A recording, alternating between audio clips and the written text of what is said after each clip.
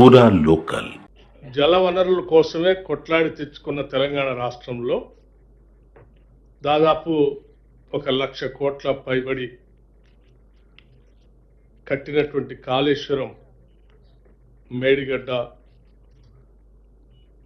కుంగిపోయి కూలిపోయే ప్రమాదంలో ఉన్నప్పుడు రాష్ట్ర ప్రభుత్వం ప్రజాధనాన్ని దుర్వినియోగం అయిపోయినటువంటి సందర్భాన్ని దృష్టిలో పెట్టుకొని ఒక ఇండిపెండెంట్ జ్యుడిషియల్ ఎంక్వైరీ కమిషన్ని ఘోష్ గారిని నియమించడం జరిగింది. దానికి సంబంధించి వారు సుదీర్ఘంగా దీనిపైన లోతుగా అందరి వాదనలు విని ఆనాటి ముఖ్యమంత్రి గారితో సహా, ఆనాటి ఇరిగేషన్ శాఖ మంత్రి గారితో సహా, ఆనాటి ఆర్థిక శాఖ మంత్రి గారితో సహా అనేక మంది వాటికి సంబంధించినటువంటి పెద్దలందరితో మాట్లాడిన తర్వాత వారు సమగ్రమైనటువంటి ఒక రిపోర్ట్ని రాష్ట్ర ప్రభుత్వానికి జూలై 31, 2025 నాడు రాష్ట్ర ప్రభుత్వానికి సమర్పించడం జరిగింది. ఆ సమర్పించినటువంటి నివేదిక ఆధారంగా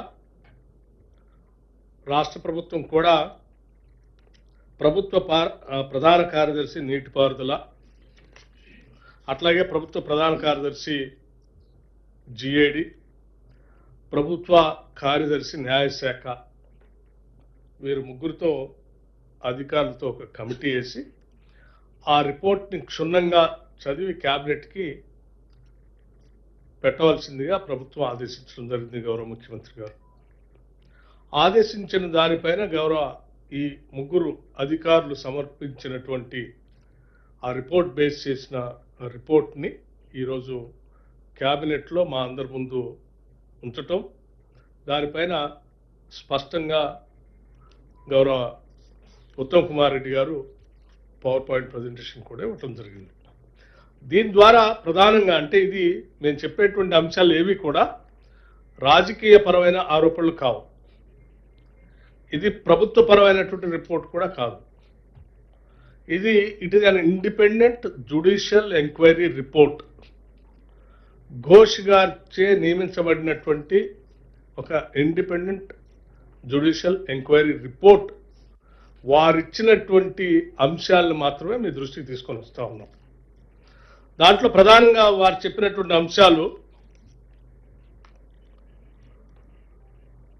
3 బ్యారేజీల ప్రణాళిక, నిర్మాణం, పూర్తి నిర్వహణ మరియు నిర్వహణలో జరిగిన అవకతవకలు మరియు అక్రమాలకు ప్రత్యక్షంగా మరియు పరోక్షంగా జవాబుదారిగా అప్పటి ముఖ్యమంత్రి చంద్రశేఖరరావు గారు వ్యవహరించారు.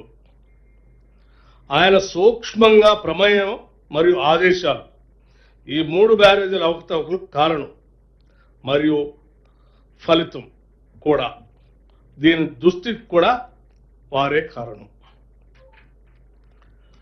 ఇంత స్పష్టంగా వారు స్పష్టమైనటువంటి స్టేట్మెంట్ కూడా దీంట్లో రాశారు. అట్లాగే అప్పటి ముఖ్యమంత్రి 31/3/2016 ఆనాడు మీ అందరు గుర్తుండి ఉంటుంది, రాష్ట్ర శాసనసభలో ఒక పవర్ పాయింట్ ప్రజెంటేషన్ ఇచ్చారు. తుమ్మిడిహట్టి దగ్గర నుంచి మేడిగడ్డ దగ్గరికి నేను మార్చడానికి కారణాలు చెప్తూ ఆడ నీళ్లు లేవని, తర్వాత రిటైర్డ్ ఇంజనీర్స్తో కూడినటువంటి ఎక్స్పర్ట్స్ కమిటీ, నిపుణుల కమిటీ సూచనల పరిగణలో తీసుకొని నేను మేడిగడ్డ దగ్గర మొదలు పెడుతున్నానని చెప్పి శాసనసభలో కూడా వారు చెప్పారని చెప్పటం కాకుండా ఆ చెప్పింది కూడా వాస్తవం కాదు అని చెప్పి చాలా స్పష్టంగా వీరు ఈ జ్యుడిషియల్ రిపోర్ట్లో, కమిషన్ రిపోర్ట్లో స్పష్టంగా చెప్పారు.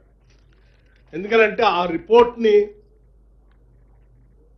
ఆనాటి ముఖ్యమంత్రి గారు పరిగణలో తీసుకోకుండా ఆయన స్వంత నిర్ణయంగా మాత్రమే నిర్ణయం తీసుకున్నారు. కానీ ఆ ఎక్స్పర్ట్స్ కమిటీ ఇచ్చినటువంటి రిపోర్ట్ ఆధారంగా తీసుకున్న నిర్ణయం కాదని చాలా స్పష్టంగా ఈ కమిషన్ రిపోర్ట్లో కూడా చెప్పారు.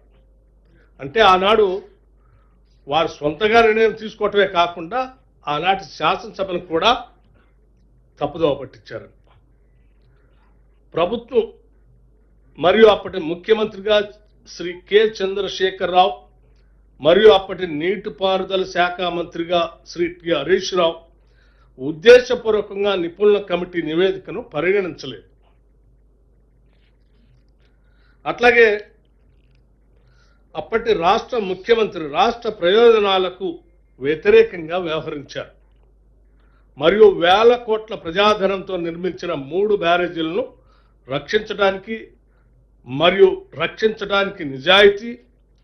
నిజాయితీ మరియు మనస్సాక్షి లేని మనసు కలిగిన మనిషిగా ఉన్నారు. అట్లాగే వారు ఇంకా కొన్ని అంశాలు స్పష్టంగా కూడా చెప్పారు. ప్రణాళిక, నిర్మాణం మరియు నిర్వహణలో అప్పటి ముఖ్యమంత్రి ప్రమేయం మరియు సూచనలు అక్రమాలకు కారణం మరియు ఫలితం మరియు ఈ 3 బ్యారేజీలకి ఇబ్బంది. అంటే వారు చేసినటువంటి ప్రణాళిక, నిర్మాణం, నిర్వహణ, అప్పటి ముఖ్యమంత్రి యొక్క ప్రమేయం, వారి సూచనలు, వీటన్ని కారణం ఈ 3 బ్యారేజీలకి ఈరోజు కలిగినటువంటి ఇబ్బంది గల కారణం. అట్లాగే తెలంగాణ రాష్ట్రం ఏర్పడి నుంచి 2/6/2014 1/3/2016 వరకు ఈ 3 బ్యారేజీల నిర్మాణ పరిపాలన అనుమతులు మంజూరు చేసిన తేదీ డాక్టర్ బాబాసాహెబ్ అంబేద్కర్ ప్రాణేత చేవెళ్ల సుజల స్రవంతి ప్రాజెక్టు యొక్క పునర్నిర్మాణంలో భాగంగా కాళేశ్వరం ప్రాజెక్టు భావన దశ నుండి మరియు ఈ 3 బ్యారేజీల నిర్మాణాన్ని చేపట్టడం కేవలం అప్పటి ముఖ్యమంత్రి యొక్క ఏకైక నిర్ణయం అని చాలా స్పష్టంగా చెప్పారు.